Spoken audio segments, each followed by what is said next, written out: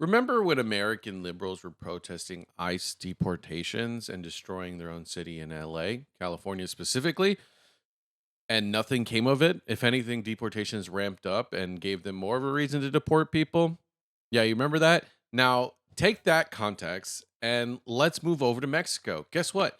Mexicans, my people, are protesting the illegal and legal migration of liberal Americans, specifically tech bros, moving into Mexican cities and driving up rent prices. Now, believe it or not, this has been going on for a very long time. I've only recently decided to talk about it. One, because it's finally to a point where I think people will start to listen. But this has been going on for quite some time. And I say American liberals because when you really start looking into the situation, you notice that these Americans are moving to very liberal Mexican cities and they're coming from very specific jobs. More specifically, the tech center, the San Francisco based Yas, Queen, Slade, colored hair, mentally ill people take their money and drive up rent prices. So let's check it out. Let's see what's going on in Mexico. These protesters in Mexico City say cross-border migration is changing their country's capital for the worse. Over the last decade, Link to the original video down in the description below. If you like the commentary and discussions that we do here on my channel, consider subscribing. We always support and link to the original video. Anyway, let's get into it. an influx of mostly American, so-called digital nomads, have moved here to Does anybody notice?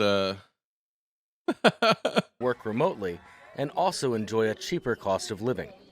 Protesters say the new Mexico para los mexicanos. How convenient. Man, it's almost as if you say America for the Americans, it's bad. But when Mexico says Mexico para los mexicanos, that's okay. It's the irony of American liberalism. How it's almost like comedy writes itself, you know? newcomers have driven up rents beyond the reach of locals. Principalmente si van a vivir. If they're going to live in a country, they have to contribute to that country. Man, if only Americans were saying that about their own country too. Whoa. Oh, I hate American liberals, bro. I don't like the extremes of either side of the right wing or the left wing. Left wing, but as of late, the left wing Americans are just really owning themselves because of moments like these. Nobody likes immigration, regardless of what country, regardless of what culture. No one likes immigration that negatively impacts your country. And to assume that every country should have no borders is actually mental retardation. So, shout outs to American liberals for pissing off Mexico. The first and simplest issue is legal migration. They come here with visas or no visas, and still the change in purchasing power generates these problems of gentrification and displacement. I'm here because gentrification is just one more step towards colonization, dispossession, and the exploitation of our resources. Right now it's about the people, but it won't be long before they run out of oil, water, or lithium in other countries and come and take them from us.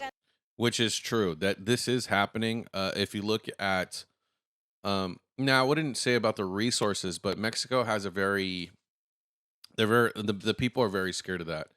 But I would say, like, look at the examples of like Canada. Let's use Canada for example. Their housing market is bought up by so many foreign investors because they allowed that to happen, right? It's the fear in it, that Mexicans are having is because they just don't have any purchasing power. They're afraid that the floodgates are going to open up. Not that they don't have any purchasing power. It's just those that do are cartels, but very corrupt and evil organizations, um,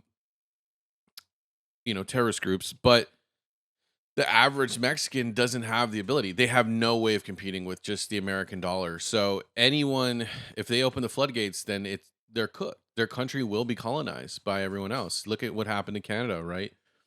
I think at this point we should make fun of Canadians if they're white Canadians, because at this point they should just be Punjabi.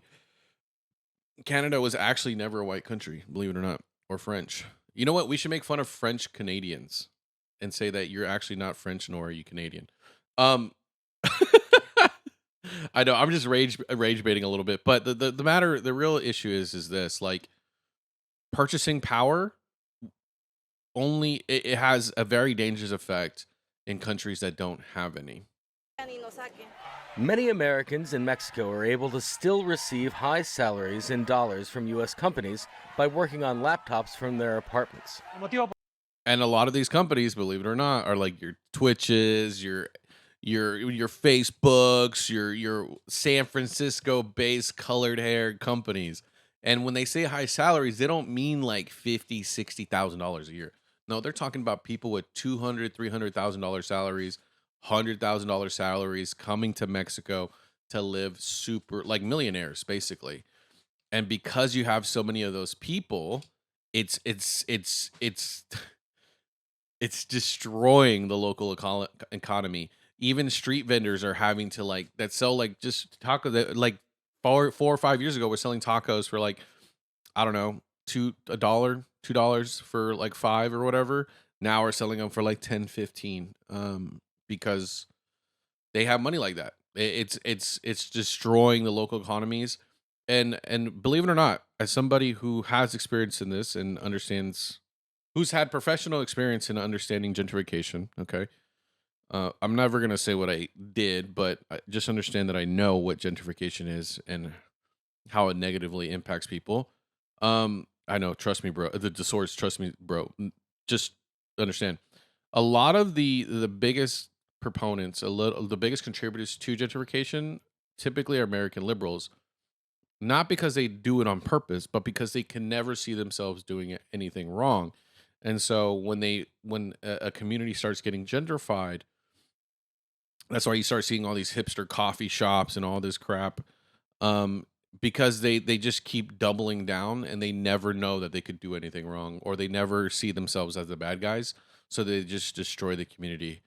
And then when it comes time to finally had this awakening after they destroyed the community and all this homelessness has started to pop up, because if you follow liberals, what they will do is they'll gentrify something, and then once the prices get too high, they'll start moving out, and then all this homelessness starts happening around them and starts moving in there because there's it's a cycle that never ends, and it's been happening forever, and it's still happening today.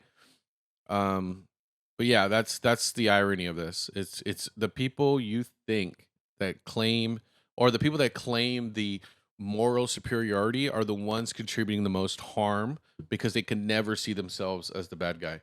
Whereas like if somebody could admit that they're wrong before it's too late, I think that I would always take somebody who's humble enough to be like, you know what, I was wrong. The government is directing its public policies towards people with higher purchasing power, often illegally displacing local populations who have lived in these neighborhoods for 40, 50, and we have even documented cases of up to 60 years. In 5 years, rents have increased by 47%. This is violent for the local population. We are debating whether to pay for electricity, water, or food. Of course, we choose to eat. Some activists blame Mexico's government for encouraging them. However, there's no simple fix. There is a simple fix. Well, actually, no. There also, by the way, this is another thing too we haven't really talked about. Mexicans aren't fan of illegal immigration to the U.S. because what happens is a lot of these illegal migrants travel through Mexico. So all those criminals, drug dealers, and gangs that are migrating to the U.S. end up in Mexico. Though they already have the cartels and they're evil too, adding more, grapers and murderers to the mix doesn't help the local population. Like there's countless examples of like people from India, China, all these migrants causing problems in Mexico. So Mexico in and of themselves have been protesting this for years too, but American media don't see it because it doesn't fit their narrative, right? Imposing tougher visa restrictions on Americans could worsen relations with the U.S. Mexican citizens in the U.S. also send billions of dollars in remittances back to their families in Mexico. Which that might be ending soon too. So, yeah. In a world where travel and communication are faster and easier than ever, these two nations are finding it harder to have neighborly relations. Wilson Dysart, Al Jazeera. But the thing is, it's like the border relations really don't have anything to do. I'll be honest. The border relations does not anything have. don't have an impact in the gentrification of Mexican cities, more specifically Mexico City.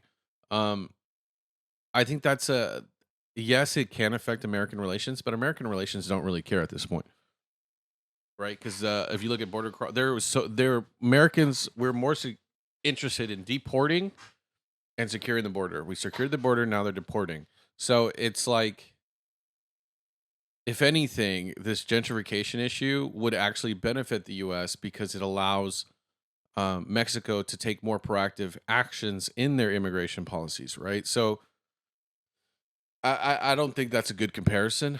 I mean, it's Al Jazeera. We were watching Al Jazeera video. There's countless others, but a lot of them don't have good commentary and reporting on it. Or not that they just don't see the full picture, which is kind of annoying.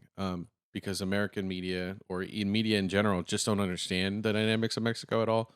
So this is where I wish I owned my own news network. We could um, better understand things. But like this is, and the thing about it is, I have friends who live in Mexico City, so I've known about this for a long time. So I am a little bit more informed than the average person, right? I'm also more in touch with my.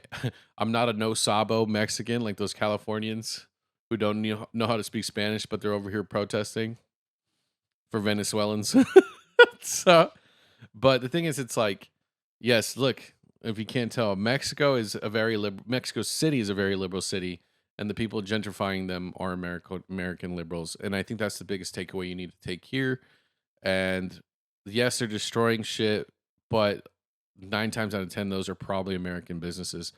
I hope that Mexico can deport these people back to America or wherever, because I think it's once you open the floodgates to buying power, to whoever has the best buying power wins. The Mexican people will always lose because their country just doesn't have the average population doesn't have enough buying power. And then the only party of people that have power in that country are cartels, and those are very dangerous individuals. So let me know what you're thinking in the comments down below. Are we overreacting? Are we underreacting? Check out the next one. Bye bye. This video is brought to you actually by viewers like you. Thank you so much for subscribing and being part of my journey and allowing me to be a part of yours. Let's create new memories this 2025 on our road to 1 million subscribers. And with all that jazz out of the way, I just want to say thank you so much. I love y'all and enjoy the video.